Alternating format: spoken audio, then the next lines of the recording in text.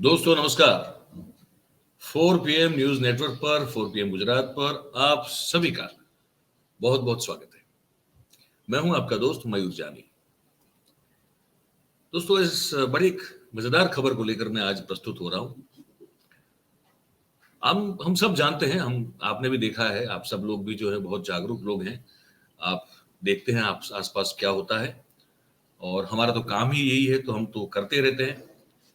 तो हम सब ने एक चीज देखी हुई है, वो ये है कि इस पर मैं 1-2 बार पहले बोल चुका हूँ, लेकिन आज का भी एक टॉपिक जो है उससे रिलेटेड है और जो कुछ हुआ है, जो घटना हुई है, वो इसी चीज से रिलेटेड है। तो मैं आपसे थोड़ा उस प्रस्तावना में ये बात करना चाहता हूँ कि सोशल मीडिया का उपयोग जो है जितने बेहतर तरीके से, और सिर्फ सोशल मीडिया नहीं, टेक्नोलॉजी का भी बेहतर उपयोग, बेहतरीन उपयोग जितना, अगर राजनीतिक परिप्रेक्ष्य में हम बात करें तो जो भारतीय जनता पार्टी और नरेंद्र मोदी साहब ने किया शुरुआत से, वो किसी की समझ से भी परे था।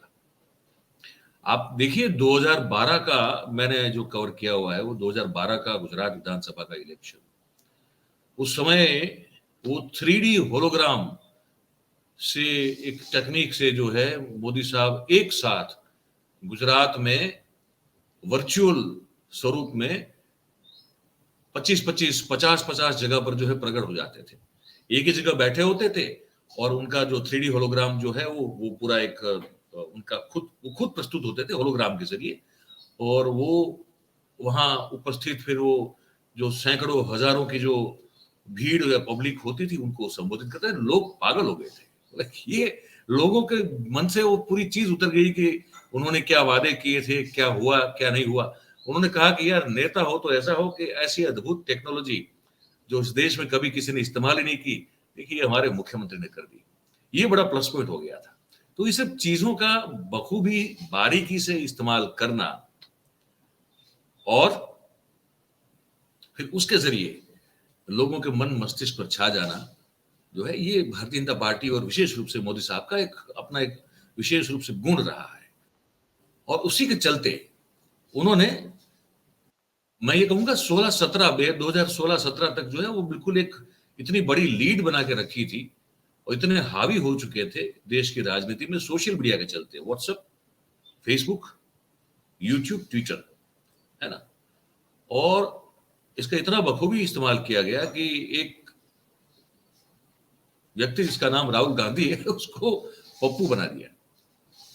आपको अगर ना पता हो तो मैं बता दूं एक चीज, जिस मीम के जरिए राहुल गांधी की इमेज को सबसे ज्यादा फटका लगा हो, सबसे ज्यादा डैमेज हुई हो उनकी इमेज, वो मीम है जिसमें राहुल गांधी ये बोलते हुए दिखाई देते हैं, सुनाई देते हैं कि यहां से आलू डालो वहां से सोना निकलेगा, यहां से आलू डालो वहां से सोना निकलेगा। ये जो है, ये आपको पता है ओरिजिनली कौन बोला हुआ है?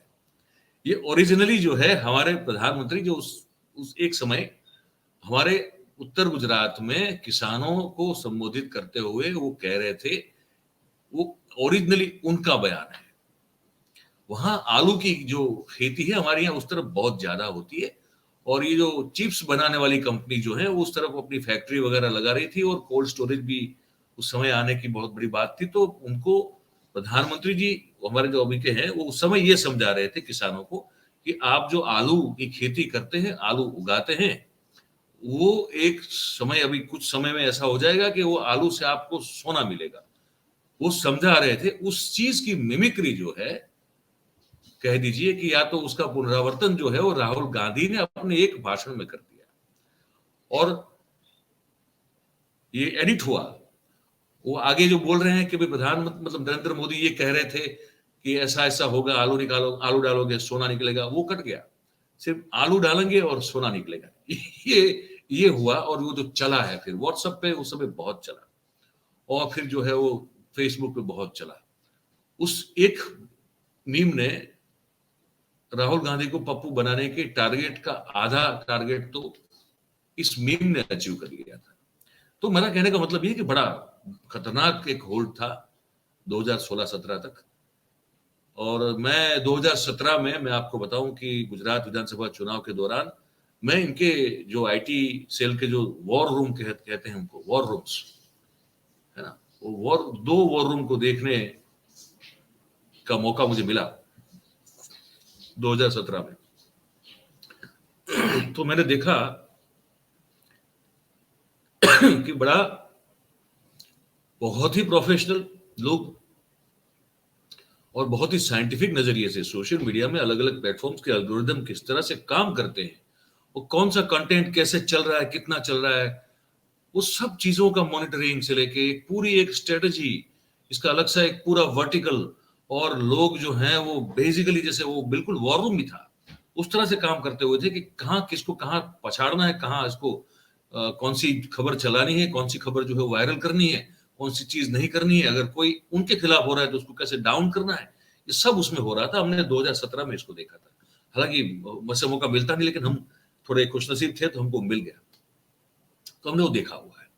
क्योंकि उस समय क्या था, वो आंदोलन चल रहे थे गुजरात में, तो गुजरात में जो आंदोलन चल रहे थे पाटीदार और अल्पेश ठाकुर का और फिर ये जिग्नेश मेवानी का, तो वो युवा जो थे वो भी छाए हुए थे खिलाफ आईटी वॉर को, सोशल मीडिया वॉर में। और विकास पागल हो गया करके वो पूरा उन्होंने चलाया था, विकास में गड्ढा हो गया या विकास भीग गया, ऐसा बहुत सारा कुछ हो रहा था। तो उस समय का ये बात है, लेकिन तब तक भारतीय जनता पार्टी संगठित रूप से, अगर कोई एक पॉलिटिकल पार्टी की बात की जाए तो आईटी सेल उनका और सोशल मीडिया पे उनकी जो पकड़ और जितने वो एडवांस थे, आपको पता नहीं है कितनी कितनी वेबसाइट जो है वो बेसिकली वो भारतीय जनता पार्टी के लिए चलती है। वो लगेगी आपको न्यूट्रल, लेकिन वो होती नहीं है। वैसे तो सैकड़ों वेबसाइट्स हैं, ऐसे पता नहीं कितने हजार लाख व्हाट्सएप ग्रुप है, ऐसे पता नहीं कितने फेसबुक पेजेस हैं, आप कल्पना नहीं कर पाएंगे। क्योंकि उस समय जब मैंने देखा था तभी उसकी संख्या बहुत बहुत ही ज्यादा थी। तो मैंने कहा कि एक समय तक ये था, फिर जो है कांग्रेस को भी होश आया, यार ये मार खा रहे हैं और ये इमेज बिगाड़ भी सकता है, इमेज बना भी सकता है, और हम अब तक इसमें जो है बहुत पीछे पड़े हैं, बहुत पीछे हैं। तो कांग्रेस फिर धीरे धीरे जो है वो जागना, उसने वो नींद से जागना शुरू किया, और फिर कांग्रेस ने भी अपना एक आईटी सेल जो है वो बनाया और काउंटर करना शुरू किया बीजेपी के आईटी सेल को। अब पिछले कुछ समय से, पर्टिकुलरली जब से राहुल गांधी ने भारत जोड़ो यात्रा शुरू की, पिछले साल से बात कर रहा हूं मैं, तब से भारतीय जनता पार्टी के मुकाबले कांग्रेस के आईटी सेल और कांग्रेस के प्रवक्ता में एक तरह से जो एक जोश और एक जज्बा और एक लड़ाई लड़ने का एक जो जुनून और कौशल्य जो मैं देख रहा हूं, वो एक साल पहले के अगर मुकाबले कंपेयर किया जाए तो बहुत ही सुधार है उसमें, बहुत डेवलप्ड या बहुत एडवांस हो चुके हैं, ये कह सकता हूं मैं। आम आदमी पार्टी तो जैसे मैं पहले से कहता हूं कि वो जब से पैदा हुई तब से भारतीय जनता पार्टी के मुकाबले वो हमेशा सोशल मीडिया वॉरफेयर में वो आगे रही है, वो उनमें वो है। लेकिन कांग्रेस में नहीं था। कांग्रेस में जो देख रहा हूं मैं वो एक साल से देख रहा हूं, ठीक है। अब ये जो बताने जा रहा हूं उससे पहले आपसे रिक्वेस्ट है कि अभी से इस वीडियो की लिंक को आप जितना हो सके उतना शेयर करें, तो हम ज्यादा से ज्यादा लोगों तक हमारी बात को पहुंचा पाएंगे। अब हुआ ये है, एक आध दिन पहले की बात है ये, कि ये भारतीय जनता पार्टी के आईटी सेल के द्वारा एक एनिमेशन बनाया गया, और एनिमेशन में प्रधानमंत्री मोदी जी को फिर से अलग अलग मुद्दे पे वो कोशिश करते हैं ना, वो विश्व गुरु का खिताब उन्होंने अपने आप को स्वयं तो दे दिया है, पर वो चाहते हैं कि और लोग जो है उसको स्वीकार करें, स्वीकृति मिले।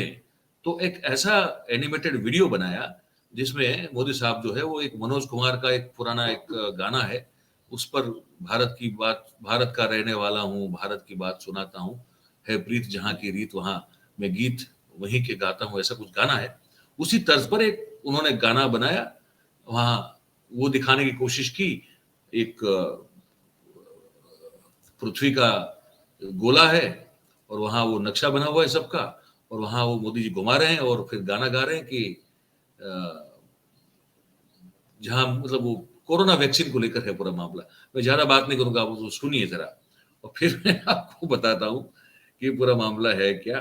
आप इसको जरा ध्यान से देखिएगा इस वीडियो। जब दर्द में हो सारी दुनिया, जब दर्द में हो सारी दुनिया, वैक्सीन वैक्सीन मैं पहुंचाता हूँ।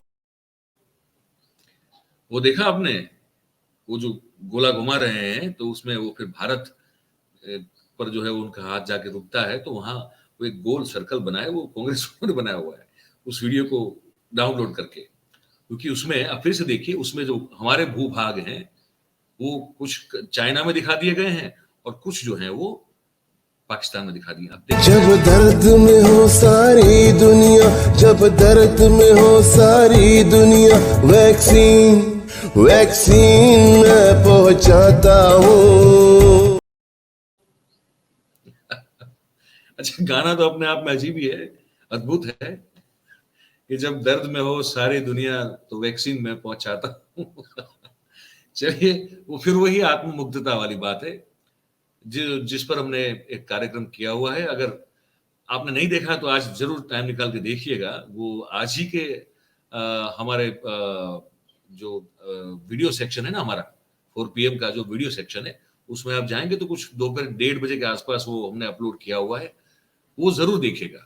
जिसमें हमने हमारे प्रधानमंत्री जी की जो आत्ममुग्धता है ना, उस पर एक कार्यक्रम किया हुआ है कि कितने आत्ममुग्ध हैं। और आत्ममुग्ध जो होता है व्यक्ति, उसका फिर एक जो डिक्शनरी व्याख्या है वो भी दिया हुआ है आपको।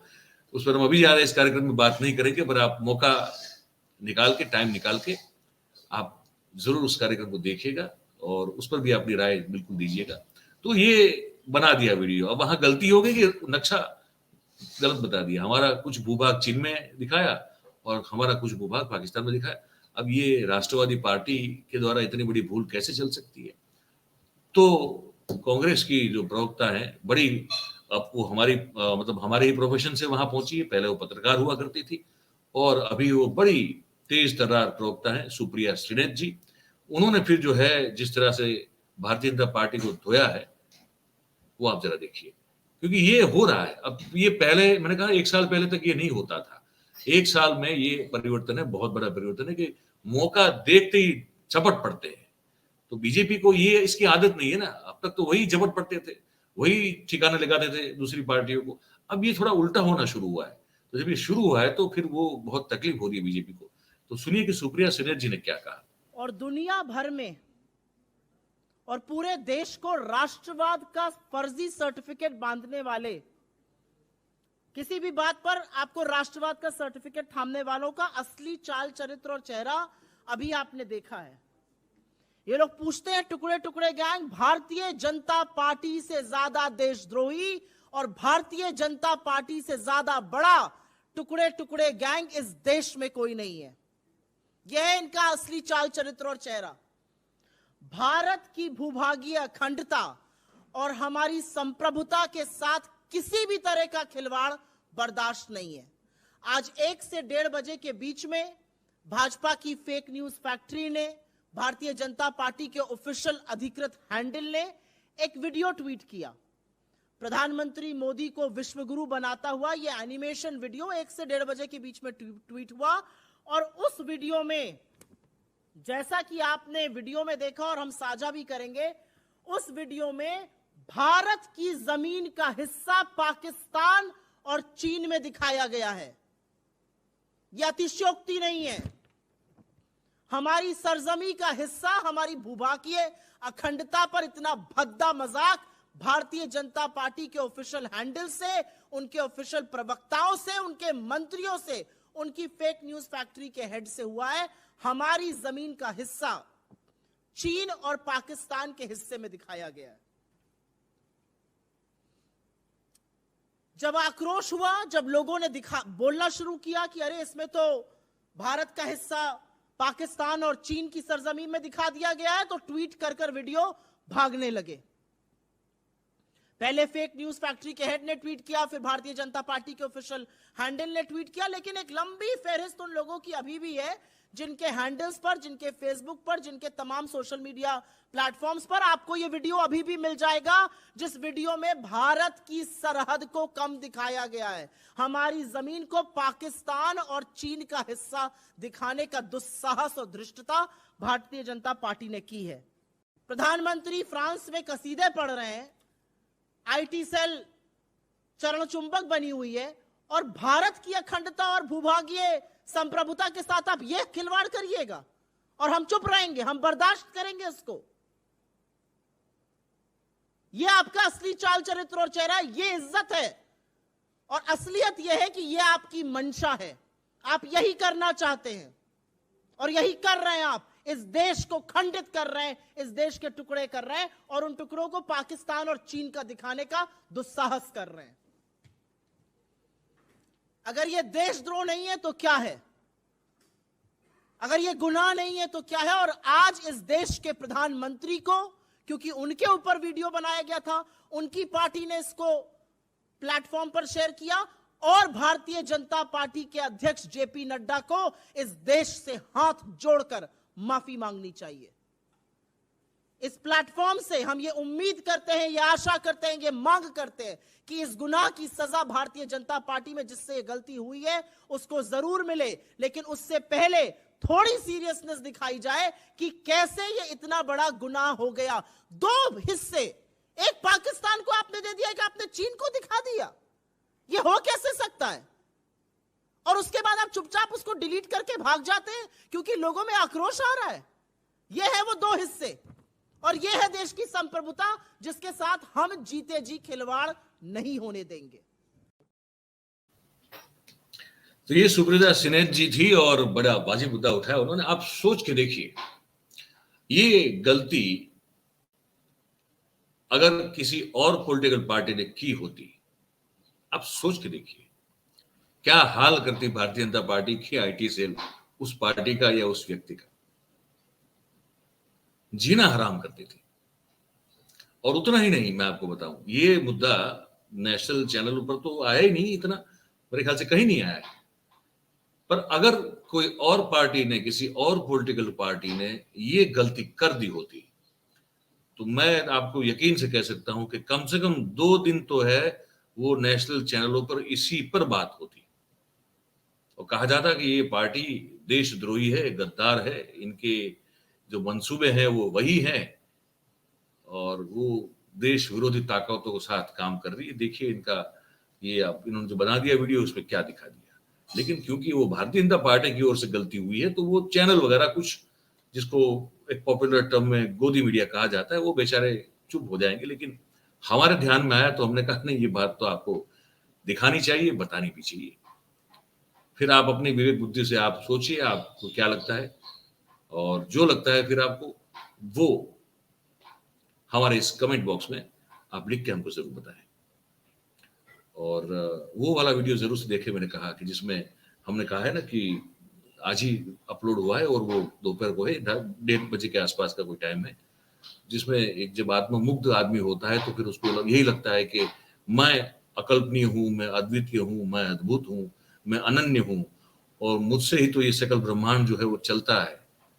मैं ही वो एनर्जी सोर्स हूँ, वही एनर्जी का स्तोत्र हूँ जिससे पूरा जो है ये पूरा विश्व जो है वो गतिमान है, वरना तो कुछ है ही नहीं। ये जब सोच होती है ना तब आदमी सेल्फ ऑब्सेस्ड हो ही जाता है, लेकिन वो मुक्तता बड़ी खतरनाक होती है। उस पर हमने बात की, वो जरूर देखिएगा आप। और ये जो हमने बताया कार्यक्रम आपको, अभी जो हमने बात अभी की आपसे, उस पर भी जो है आपकी राय जरूर से रखिएगा कमेंट बॉक्स में। और कार्यक्रम अगर आपको हमारा अच्छा लगा है तो इसको फिर लाइक जरूर करें और इस वीडियो की लिंक को आप जितना शेयर करें उतना आप हमारे लिए मददगार और सहयोगी साबित होंगे, ये आपसे उम्मीद है। और 4 PM को सब्सक्राइब जरूर करें और अपने आसपास के लोगों से करवाएं। पत्रकारिता करते हैं, जो सही है वही बताने की कोशिश करते हैं। उम्मीद करते हैं कि आपका साथ हमको लगातार मिलता रहेगा। तो बस इस कार्यक्रम में तो अब इतना ही है। आप सब हमारे साथ जुड़े, इसलिए आप सभी का बहुत बहुत धन्यवाद करते हैं। Thank you very much. नमस्कार।